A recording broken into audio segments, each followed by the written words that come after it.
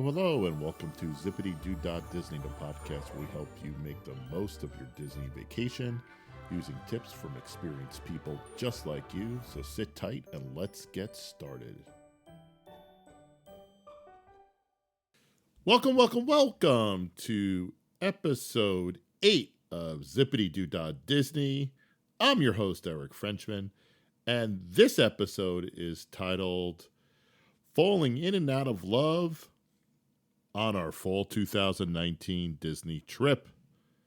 I was originally going to go back and visit Hollywood Studios as a podcast to talk about all the restaurant and things to do, and also we had part 2 for Epcot.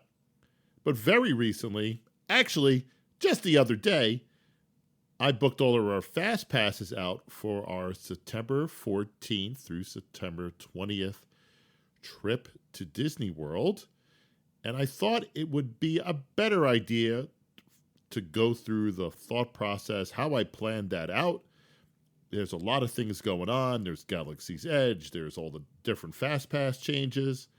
I also already made the restaurant reservations back in, I guess it was the winter, March. Yeah, I would have made it in March. So I thought it would be a great idea to go through the process that I just took the other day when I booked our fast passes.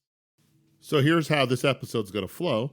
We're going to talk about first which hotel we picked, who's going. It's only 2 of us this time. Woohoo! And we're going to look at the restaurant reservations that I made, why I picked some of them, why I didn't. And then we're going to go through the planning I took just a couple days ago at 7 a.m. in the morning to book our ride reservations and sort of the crystal ball I used to figure out which parks we're going to be in. So that's how it's going to work. Hopefully it's a quick episode. Thanks for listening, and let's go on that ride. This fall, we decided to go back because I really wanted to check out Star Wars Galaxy's Edge before the Christmas time where we also normally go. It's just going to be me and my girlfriend, Lisa. We're staying at Disney's Saratoga Springs Resort. The reason why we picked that was a couple of reasons. One, we wanted to try someplace new. The next reason is we have Disney Vacation Club, and I save up all of my points for the Contemporaries Bay Lake Tower, which is our home base. That takes up a lot of points between Christmas and New Year's. Basically our 1 week stay at Disney Saratoga Springs is about 88 points. So that's very economical. And because it's just going to be 2 adults, no kids. I can't believe I'm going to Disney World without kids. Yeah, I'll miss them. Maybe not. But we're staying at Saratoga Springs. So that's near Disney Springs / downtown Disney. That's the shopping and restaurant area. It's not really near any of the parks, so we're going to be having to cab it, do the trains, planes, and automobiles with Disney Transportation. But that's okay, because it's only going to be 2 of us, and we're going to be able to move around very quickly. So we come in on Saturday, September 14th, and the first dinner reservation we made is at the Wine Bar at Disney Springs. We decided to try that because we wanted to go to almost all new restaurants. And that actually got really good reviews. So I thought it would be fun to go to a wine bar. So that's the 2 of us. So we're doing that on our first day there. On Sunday, September 15th, we are doing Mickey's Not So Scary Halloween Party in the Magic Kingdom. That's an extra cost for the 2 of us. I think it was like $200 or $250 for the 2 of us. So they basically transform the Magic Kingdom.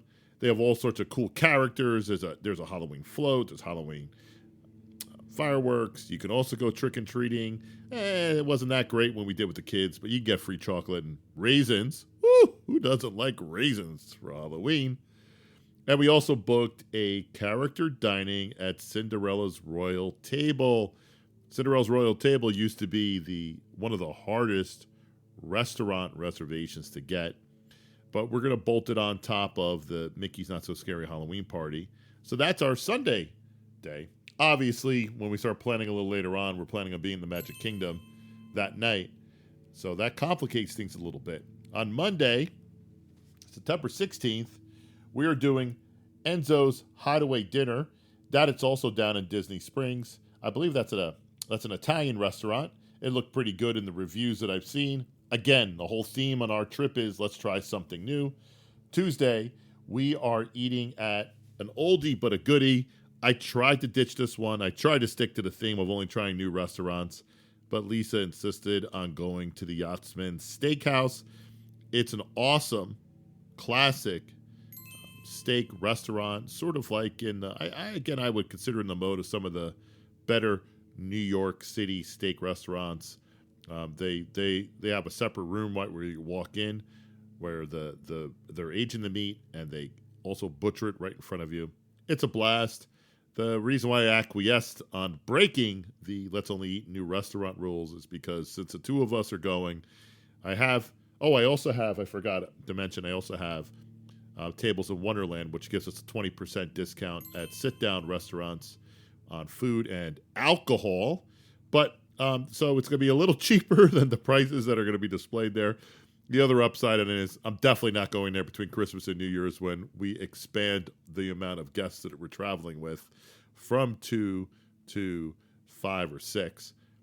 So that's going to be a little cheaper on my wallet this time around. Wednesday, we are eating at Frontiera's Cochina Dinner, which is a higher-end Mexican restaurant, also in Disney Springs. That looks wonderful. It's an acclaimed chef. I have to look up the name. I'll post it on my website after we're done. Links to everything. But we're looking forward to doing that. And our last full night in the Disney World for our trip, I decided to do Morimoto's Asian dinner restaurant. It looks fantastic. The last time we were in Disney Springs last winter, we stopped by to go to Raglan Road. It looks great. It looks a really high-end Japanese fusion restaurant. I'm hoping it's in the sort of food category of Nobu, which is one of my favorites in New York City. The decorations inside the way this restaurant's set up, it looks beautiful. We're really looking forward to doing that. And then on September 20th, we're out of there. So usually I haven't booked our airfare yet. Probably what we're going to do is we're probably going to take Spirit Airlines down and JetBlue coming back. The reason for that is obviously a little cheaper, save some money. We've done Spirit, works great out of Newark to Florida. But you want to get the JetBlue or one of the other airlines that has a link has a link with Disney's Magical Express, and it's got the resort check-in, so you could check your bags. So Disney will take your bags and load them on the plane for you, and then you go enjoy the rest of the day in the park. There's only about 6 or 7 airlines that do it. You have to check the website, but I know JetBlue is one of them, so that's why we're not flying Spirit back, because you can't do the early resort airline check-in.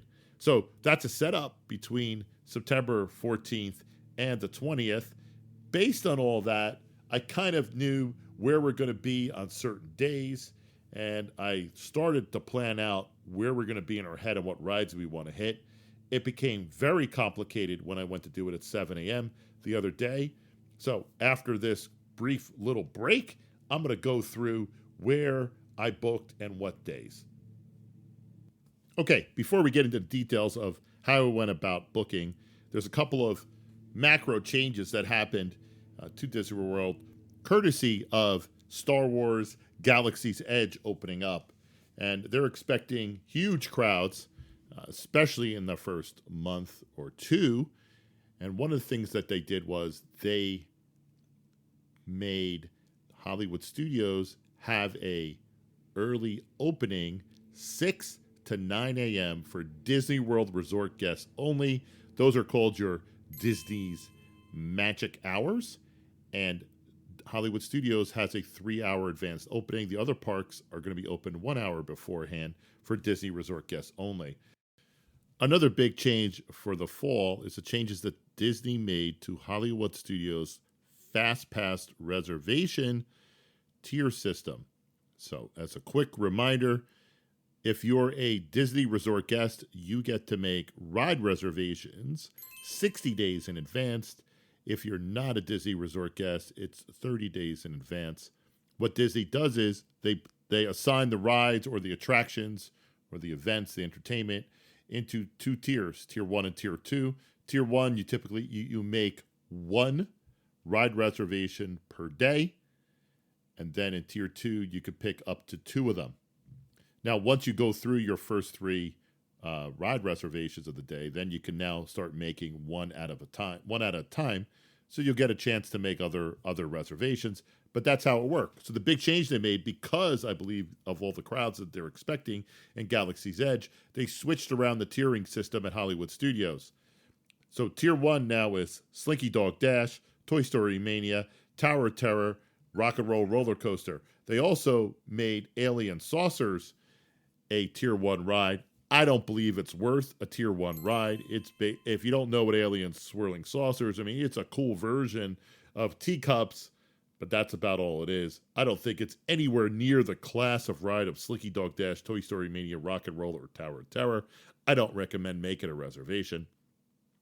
And then the tier 2, you got Star Tours, Voyage of the Little Mermaids, Muppets 3D, Disney Junior Dance Party, Indiana Jones Fantasmic, Beauty and the Beast, and Frozen Sing-Along. The only ones I'm really interested there are Star Tours, Muppets, Indiana Jones. I mean, Fantasmic is a good ride reservation, but it's a good reservation, but I don't like making it because then you got to wait to the end of the day to use up that Fast Pass, and that'll prohibit you from booking more ride reservations. So I never recommend making a Fast Pass reservation for Fantasmic.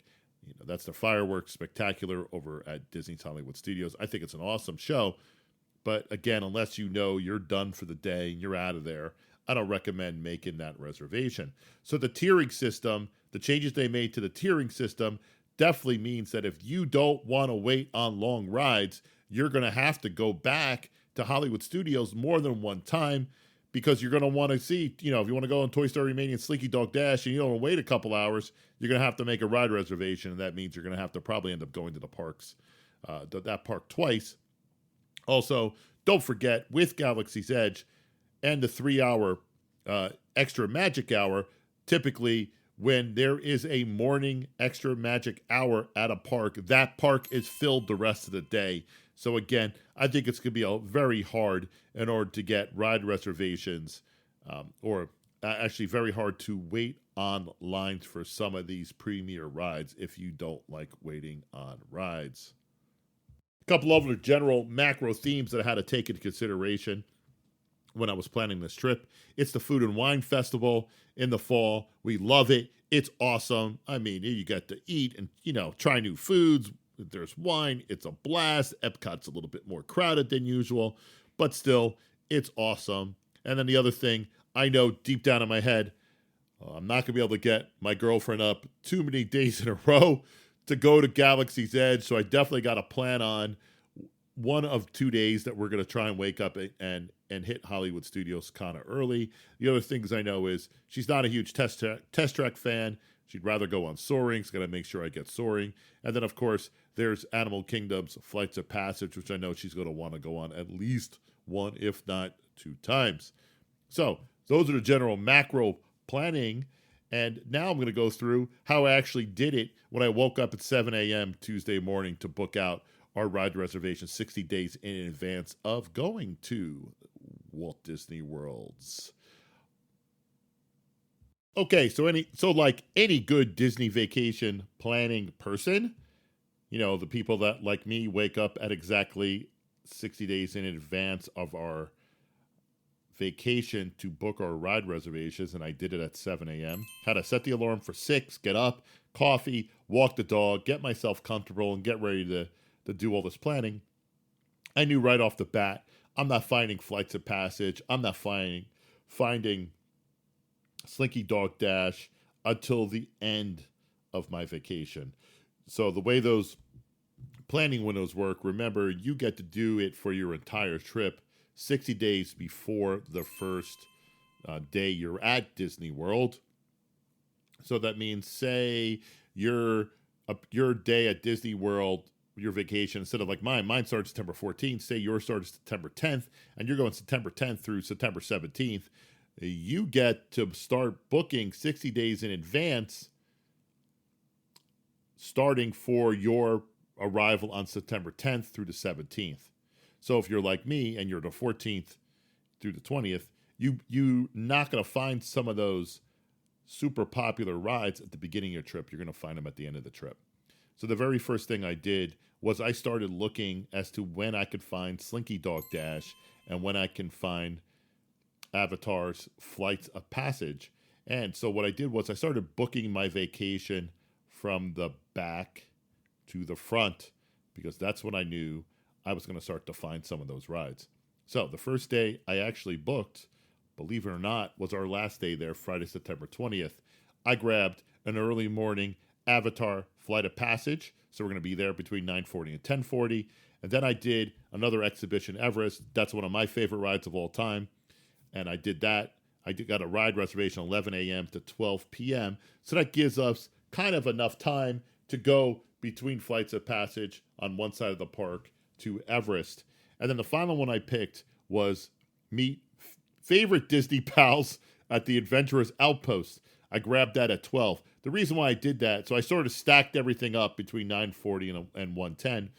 The reason why I did that is because I haven't booked our return flight yet, so I don't really know exactly what time we're going to be leaving. And I knew that if I have to waste a fast pass, that's probably one that I'm willing to waste. We also haven't done that one, believe it or not, getting pictures and autographs with Mickey and pals in Animal Kingdom usually has a 30-minute wait or sometimes longer. So I made that one. It's not a big deal if we miss it. And also I wanted to make that around 12 because I know we're going to have to eat lunch somewhere, and most likely either in Disney Springs or the Animal Kingdom. So I knocked that one. If you ask me, I knocked that one out of the park. Then the next one I did, so I know she wants to go see Slinky Dog Dash. And Slinky Dog Dash, actually, believe it or not, was a tough get for this week because I already booked our dinner reservation. So I did start to see ride reservations available for Slinky Dog Dash earlier in our vacation, but it was later on the day when I knew we were going to have dinner reservations. And my choice was, do I reschedule those dinner reservations or do I go for a Slinky Dog Dash later on in the trip? And sure enough, I found Slinky Dog on Tuesday, September 17th, which isn't too bad. I grabbed the 5 o'clock, 5:10 to 6:10 ride reservation because I knew we were going to be in Hollywood Studios and our dinner reservation at Yachtsman Steakhouse. So actually, that's not a long ride to go from Hollywood Studios to Yachtsman, and you can also take a boat. So I knew that was going to work out. So I grabbed the Slinky Dog Dash on Tuesday between 5:10 and 6:10. Now, that means, okay, what else do I want to do that day? And so I picked Star Tours at 1 o'clock. So that's after, wait a second. That's after lunch. Maybe I meet a later lunch that day because I don't do so well in Star Tours. I love the ride, but it's one of the ones that makes me a little queasy. So maybe we're going to do Star Tours at 1 and then go get something to eat. Because then I grabbed Indiana Jones as a fast pass reservation between 2:45 and 3 o'clock. So that's Tuesday, September 17th. Now, I know Hollywood Studios is going to be open at 6 a.m. that day. So that's one of the days that we're planning on. We could be going to Galaxy's Edge. So that's a 6 a.m. opening. So in theory, we could get there before 6 a.m. Yes, Lisa, you're getting up early that day. And then we go to Star Wars Galaxy's Edge. I've been reading about how they've been handling it out in Disneyland. And I think we're going to need a couple hours in that park, so that part of the park. So that gives us plenty of time to get to our other ride reservations. So that's Tuesday, September 17th. Now, the next thing I started thinking was, okay, let me take care of when we first arrive. So we come in on Saturday, September 14th, and I figured, well, let's go to Epcot. So that's where I grab, in the afternoon, I grabbed a Soaring. I got that one, and then because of how you walk into the park, I got Spaceship Earth, so around 2 o'clock. In case our plane's late coming in, we might miss that. That's not a big deal. You can also sometimes wait for it. Sometimes the wait's not too long. It's almost always long between Christmas and New Year's, but this, in theory, is supposed to be an off-season Disney, I don't believe, really has off seasons anymore. So it's maybe not as crowded as it's going to be between Christmas and New Year's. But anyway, I think Spaceship Earth, if we don't get on it, if our plane's late or we don't arrive at time, not hitting that fast pass is okay. And then I made another one at 4 o'clock for Mission Space. I love that ride. That's the Mars simulation ride. And then I figured, okay, then we could hit, if we get in earlier, we could also go into the Worlds for the Epcot Food and Wine Festival. So now I take care of the first day. Now I look and, okay, what am I going to do the second day? Second day, which is Sunday, I already know we're going to be in the Magic Kingdom in the afternoon. So no Epcot, second day. No Magic Kingdom because no reason to book the Magic Kingdom because we're going to be there in the afternoon. And then I got to worry about Hollywood Studios. I figured we might be a little bit too tired on that Sunday morning because we're staying up late to go to the Magic Kingdom. I don't want to make that one of our potential Galaxy Edge days. So I decided, okay, we're going to go to Animal Kingdom. Unfortunately for us, that day, Flights of Passage was not available as a ride reservation. I did get the Navi River Journey. It's a slow-moving boat ride. I think it's beautiful. I don't think it's worth waiting online for a couple hours. I don't mind using a fast pass on that. So I grabbed that. Then at 11 o'clock, 11:55 to 12:55, so right around lunchtime, Exhibition Everest between 1 and 2, and then 3 o'clock, Kali River Rapids. That's also a fun ride. And just a fun ride. And just in case it's a little bit warmer that day in September in Florida, we might want to cool off. So in theory, that morning on September 15th, we're going to be going to the Animal Kingdom. It will open up an hour early. It will open up from 7 a.m. to 8 a.m. I'm not really too worried about that. If we want to try and get an Avatar that day, we'd have to wake up early and do the rope drop. But I've already, as you'll later find out, I've already booked out Flights of Passage twice. So there's no way we're waking up early to hit that. We'll probably get some breakfast and head over to the Animal Kingdom and do what we want. So now it's taken care of 2 days. So the next day is Monday, September 16th. That is also another Hollywood Studios day.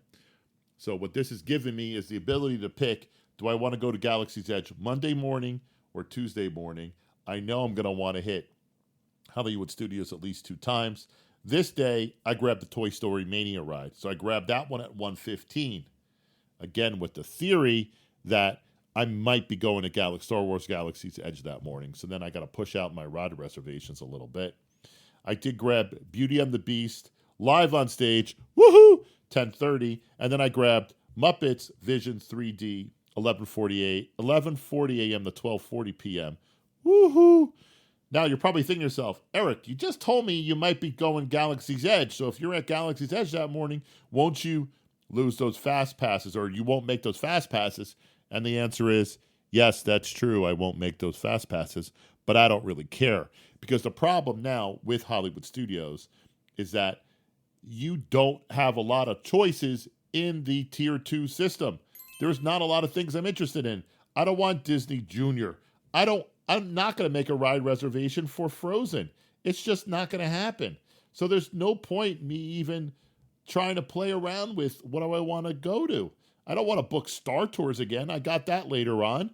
And Muppet 3D is okay. Beauty and the Beast is okay. But there's not a lot of choices in the Tier 2 section. So if you're planning on going to Hollywood Studios more than one day for ride reservations, you got to make a decision. Do you want to go on Star Tours twice? Do you want to see Indiana Jones twice? I don't recommend doing that on a trip. So the theory I have here is if we go to Galaxy's Edge and I miss these 2 Fast Passes reservations after the 2:15 Toy Story Mania reservation, then I can start making ride reservations one at a time. So that's my strategy. So now we've taken care of Saturday, Sunday, Monday, and now Tuesday. Now we fast forward to Wednesday. Wednesday, we're thinking, okay, what are we missing on that Wednesday? Oh, I could grab another. I could get Flights of Passage that day. So I grabbed that one. So I have Kilimanjaro Safari at around 11 a.m. to 12. It's not too hot. Hopefully the animals are not going to be asleep in the sun. Then we could get something to eat. Then we had Flights of Passage. And then I did another Exhibition Everest because that's one of my favorite all-time rides. Last, I believe that's the last one now. Let me see. Yep, that is the last one. We didn't really make any Magic Kingdom ride reservations, so I figured Thursday probably going to be our Magic Kingdom day. There is a extra magic hour at Magic Kingdom that day, and I have to keep saying that as a reminder. Again, with the Galaxy's Edge, you get Hollywood Studios 3 hours beforehand, and all the other parks open 1 hour beforehand every day. And that's at least through sometime in the fall. So this is where we grabbed our classic 3 mountains. We grabbed Space Mountain, Big Thunder Mountain, and Splash Mountain. I made those all late morning, early afternoon.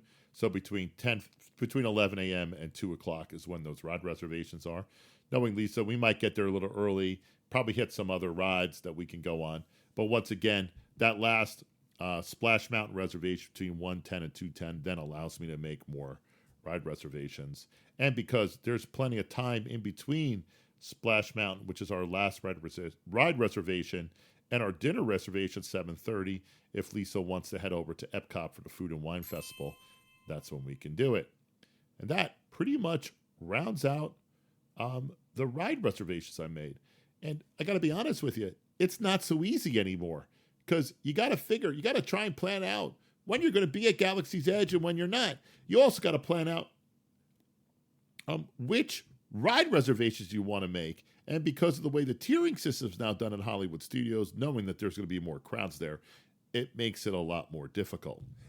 So that's how I planned out my fall vacation. This was a lot longer podcast than I thought it was going to be. So thanks for sticking with me the whole time. The biggest tip I could give you still is to stay at a Disney Resort hotel. Take advantage of the 60-day booking window. Don't stay off. If you could afford it, don't stay off property. If you're going to do off property, you only get that 30-day window. And don't forget, if you are going in the fall and you're planning on visiting Hollywood Studios, if you stay at a Disney Resort, you get the 3-hour extra magic hour at Hollywood Studios. So that's it. Thanks for listening, and thanks for going on this ride with me.